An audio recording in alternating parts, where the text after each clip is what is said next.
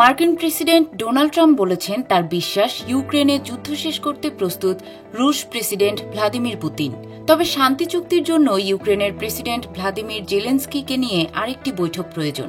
স্থানীয় সময় শুক্রবার আলাস্কার নির্ধারিত শীর্ষ বৈঠক প্রসঙ্গে হোয়াইট হাউসের সাংবাদিকদের ট্রাম্প বলেন, আমি মনে করি প্রেসিডেন্ট পুতিন শান্তির পথে হাঁটবেন, পাশাপাশি প্রেসিডেন্ট জেলেনস্কিও একই পথে হাঁটবেন। দেখা যাক তারা পরস্পরের সঙ্গে কতটা মিলতে পারেন। আলাস্কার আজকের শীর্ষ বৈঠক থেকে ইউক্রেনের যুদ্ধবিরতির কোনো সিদ্ধান্ত আসবে বলে মনে করছেন না ট্রাম্প, বরং ভবিষ্যতে এ নিয়ে আরেকটি বৈঠকের ইঙ্গিত দিয়ে তিনি বলেন, প্রথম বৈঠকের চেয়ে দ্বিতীয় বৈঠক হবে বেশি গুরুত্বপূর্ণ, যেখানে পুতিন, জেলেনস্কি এবং তিনি নিজেই থাকবেন।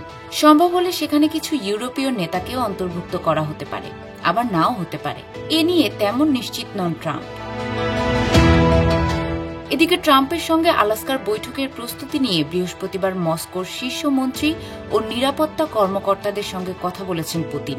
এ সময় তিনি বলেন, যুক্তরাষ্ট্র যুদ্ধ থামাতে, সংকট সমাধান করতে এবং সব পক্ষের স্বার্থের চুক্তি করতে সক্রিয় ও আন্তরিক চেষ্টা করছে।